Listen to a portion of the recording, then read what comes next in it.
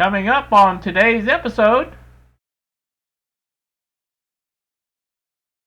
good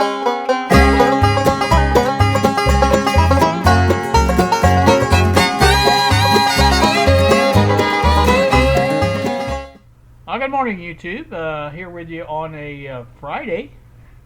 This is our warm-up video for the Friday Flap Live later on tonight, 7:30 p.m. Eastern Time. We will be discussing this particular item that you see on the screen, talking about what went wrong.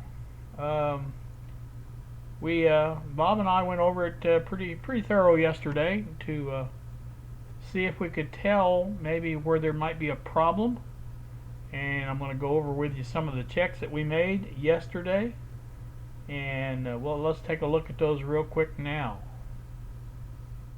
Alright, what you can see on the screen now here is the test results that I got from our test yesterday. First off, let's just check the primary and secondary of the IF transformer. Both of those coils measured 14.4 ohms, and that pretty much tells you that they are good. The oscillator coil, as you can see there, measured 10.6 ohms on the 4 to 3 test points, and on the 2 to 1 or 1 to 2, however you want to look at it, it measured 2.7 ohms. Those are good. The only thing I couldn't measure is the little tickler coil or exciter coil, what do you want to call it, off of 5, because it's only one-ended. You really can't hardly test that, but assuming it's good, you know. So also tested the voltages, the source voltage here is 73.6 on the batteries, and if we go up here to the tube, on pin 2, the plate, 70 volts is what was measured. So there is current flow through this coil here because we've dropped 3.6 volts going through the coil. Can't have voltage drop without current flow. So also on this one we have also some voltage drop, 54 volts on the grids here, and that goes through this 2.7 ohms here and 6.8 ohm here. So like I said, we are definitely have some current flow there. I know that doesn't prove a lot, but it does prove that there's current flow, and with current flow you generally have operation, you know. So the only thing left in that equation that really doesn't show much as far as is it good or bad is the tube itself. Now I did measure that using let's see, let me see if I can find it. Okay, I did test the 1R5 in the Night 600 tube tester. This is the test setup for both tests on this tube, and I did, you know, check for shorts also. No shorts other than the normal shorts, which is 1 and 5 according to that diagram right there. The tube tested good 100% on both of these tests, so I don't see a reason why that could be the problem. So that's good too. So anyway, like I say, that's a look at everything that we have done to check it. Now I did do some other things, the only thing I could come up with after we went through all this was that it had to be something to do with that circuit board that I mounted everything on, and I still don't understand what that could have to do with it. But, you know, to that end, I think what I'm going to do is to mount all of the items, the components, onto the original metal chassis. Obviously nobody showed any interest in that those parts, so I thought, well, why not just use them for this, because that's what they're for. And Bob had asked about the orientation of the oscillator coil, and basically it was oriented the same way on the circuit board as it was on the chassis. So that really wasn't a problem. But anyway, I thought what I'd do is go ahead and try this and see how well it works out. Okay, to that end, what I have done is, as you can see there, I've mounted the tuning capacitor onto the original chassis. Now this is done before we got rid of the rest of the stuff up there. I will show you that one next. Okay, I've cut the chassis down here to just where the components will be. This open here will be the tube socket for the 1R5. There's 4 holes here, 1, 2, 3, 4. Those will be the IF transformer, and directly underneath that, I think that mounting hole right there is going to be where the oscillator coil mounted originally. Trying to do this as original as possible. I've got the pictures that I can work with that show the original mounting of it, and I'll flash those up as well. Alright, the first view we'll look at here is the from the original radio is the top view. As you can see over in this corner here, or this area here, is the 1R5 socket, and that's where that will be going back to. And this is the first IF transformer, and you can see the writing on there. We'll know how it mounts in there and everything like that, so it can be put back exactly like it was. This is obviously the tuner, and I've already got it mounted as you've seen in the picture. So let's go to the next one, which is the bottom. Now, if you remember, the tuner was here, and the is here, the IF transformer. So you can see here's the oscillator coil mounted directly below the the IF transformer. And there's our trimmer over here, and this is our 1R5 tube socket here on this side.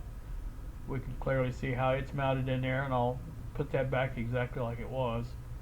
And that's what I'm going to try to be working on this weekend and get this all done, so that basically I can do another test next week with the new components, or not the new components, but the components mounted back into the chassis as it should be, or was, I guess, is basically the what I should talk about. But anyway, that's our look at that deal. So I'm hoping this will all work out for the best, and I don't, all you can do is when you put something like this together is test and find out what's working, what's not working.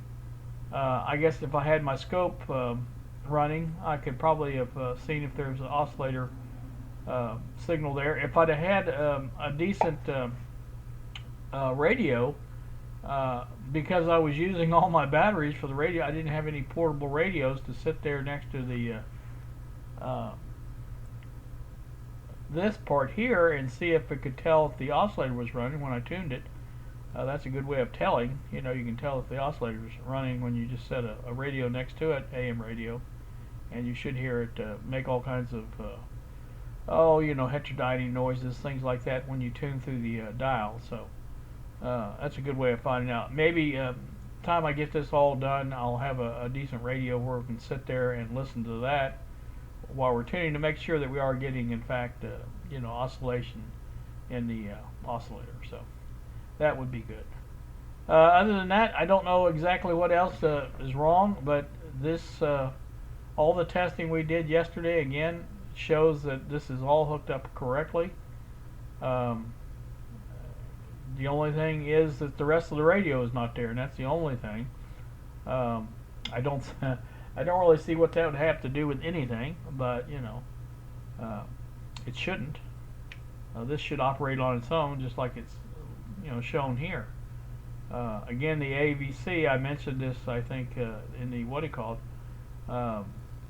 AVC does not have any effect on the gain of this tube because it's not hooked up. In other words, AVC is generally a negative voltage applied here, and the more the signal, the more negative the voltage goes, and which reduces the gain of the stage.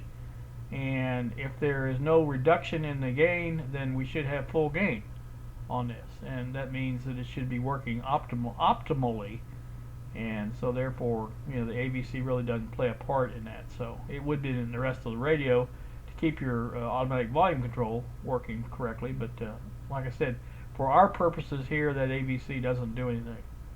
So we do have the capacitor hooked up for it here. This 0.05. This is goes to ground, and that's there. Also, it provides a path to ground for the antenna, RF ground, I should say, as Bob says. But anyway, that's that. And like I said, this thing should operate just as it is. And I didn't mention this also, but I did measure this resistance here. Bob asked me to do that. It was 97.7K is what it was. That's well in the tolerance range there, so that's no problem. I had already measured that before, but like I said, he wanted me to measure it. I did, so that was measured, and like I say, everything shows that it should be working. Can't find any problems. Says it shouldn't. Current flow, we have that, and generally when you have current flow, you have something operating, and so. That's going to do me. That's going to wrap this up. I'm going to discuss this a little bit more again at the 7:30 tonight. Hope you can join us for that. We'll be talking about this, talking about the problems with YouTube. That was a major mess up, but what can you do? You're talking about fighting City Hall like Bill is always talking about. You can't do it. There's nothing you can do about it. So anyway, like I said, we will discuss this at length, hopefully, on the Friday Flap Live coming up at 7:30 this evening, and hopefully you guys can join us for that. And this will be mainly a discussion type flap. I'm going to tell you what I think about things, and you can tell me what you think via the chat. And that should work out rather well, I hope. And hope you can join us for that, and we will see you then.